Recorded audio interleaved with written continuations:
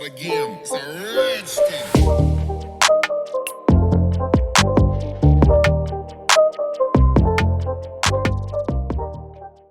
Hey y'all, welcome back to my channel. It's your girl BinkiBianca with some more blog talk. And today we're going to be talking about Meg Thee Stallion and Tory Lanez. So Meg actually granted an interview to Gayle King where she actually is discussing in more detail the incident, the infamous at this point incident that happened between herself and Tory Lanez. Take a look. There was an argument in the car? It was an argument because I was ready to go and everybody else wasn't ready to go. Mm-hmm. But that's like normal friend stuff. Like, we fuss about silly stuff all the time. Mm-hmm. But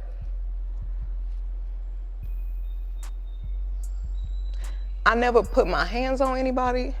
I never raised my voice too loud. Like, this was one of them times where it was like, it shouldn't have got this crazy. It shouldn't have escalated to the way that it did. So I get out the car and it's like everything happens so fast. And all I hear is this man screaming. He said, "Dance, bitch." And he started shooting. And I'm just like, oh my God. Like, he shot a couple of times. Mm-hmm. And I was so scared. So is he in the car shooting from the car, Megan? He is standing up over the window shooting. Mm-hmm. And I didn't even want to move. I didn't want to move too quick, like, cause I'm like, oh my God, if I take the wrong step, I don't know if he can shoot something that's like super important. I don't know if he could shoot me and kill me. Like, were you afraid for your life at that time? I was really scared cause I had never been shot at before. Okay, and there you have it. There is part of Meg's side of the story in her interview with Gayle King. She definitely seemed upset in that clip, and I feel for her. I don't know if it's just the incident itself or is it the reaction and the backlash that she's been getting from the public since this happened. Unfortunately, this is a case where the more information we get about that night, the less clear the story is, because we're still getting half here, half there. You got to remember 5 months ago, Tory said this, 2 months ago, Meg said that, and then try to piece it together. And it's just really hard to follow. They're dropping snippets of this story like they're getting ready to drop a single or something. Like, I don't know why they keep letting a little bit out at a time instead of just both waiting for a court. Because I will say, from what I've observed, looking at the way that people react anytime any details come out about this case, it seems like the majority of the people, even women, are not on Meg's side like they were at first. And that's interesting to me. She's saying that this happened to her. She's very adamant that this happened to her. And I just keep thinking to myself, why would she lie? Why would she lie? However, if she was inebriated that night, I don't know. I don't have the details. So I'm just saying, what if she was, then some things would not be clear to her. But this case is just weird in general because, like, how did there just happen to be a helicopter that was looking at her, at that time? It's just a very, like, when she was, hopping around or whatever after it happened. So it's just very confusing as to what's going on with this case.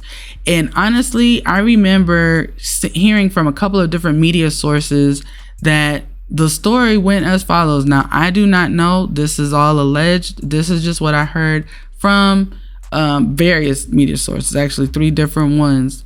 They were told that Tory and Meg were messing around, and they were messing around behind Meg's friend's back. They were at a party at Kylie Jenner's house, a pool party, I guess, and they got Tory apparently was in Kylie Jenner's face. Meg wasn't feeling it. They began to argue, and then I guess Kylie kicked them out of the house. Again, this is all alleged. I don't know if this is true. So after they get kicked out, they're on their way, wherever home, I guess.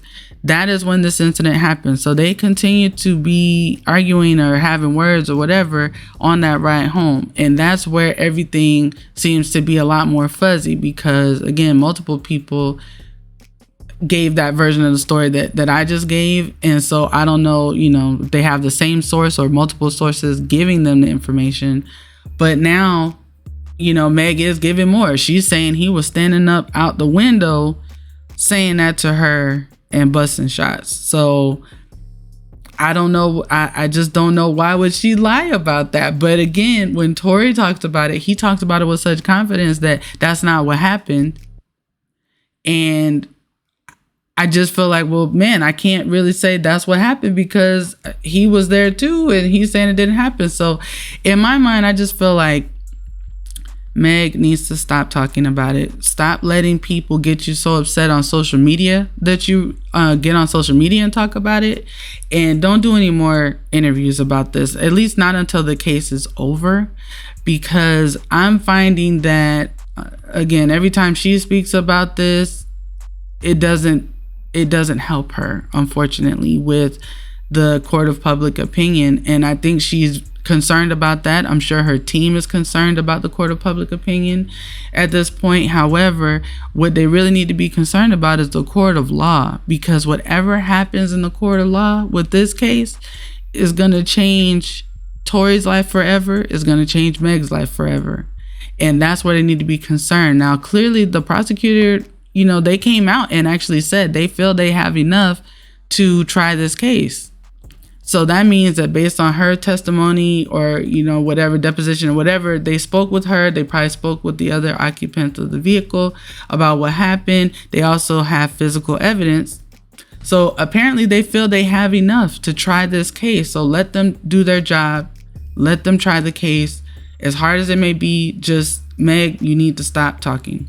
Just stop talking about this until after this case is settled. And then you can go into more detail, because I have a feeling we're going to hear some things in this court hearing that's going to shock us.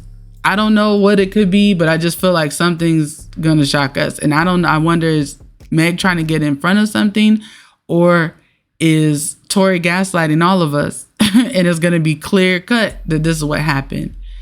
I don't know. It seems unlikely, but you never know. This is the first time I feel like I don't have a clear-cut feeling about something. Usually I kind of have a feeling about things one way or the other, but this is such an emotionally driven case. A man doing this to a woman, like, you don't hear that a lot. Her being adamant that it was him being adamant that it didn't even happen that way, but what really happened? So we shall see. I mean, one thing I will say is that the industry definitely doesn't seem to shy away too much from working with Tory. So is it true what Joe Budden said? I mean, is there information out there that is widely known in the industry that is making Tory's case seem better than Meg's case, as far as whether or not he did it? I don't know. I mean, the industry isn't the most moral place in the world. So I don't want to gauge it based off the fact that people are still dealing with him, but that is an indicator of something. So I don't know. I don't know if that's more about them liking Tory or them not liking Meg. I don't know.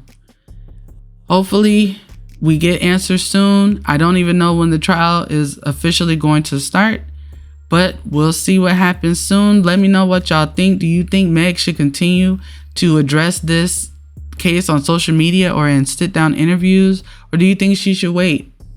She should wait until they're in court.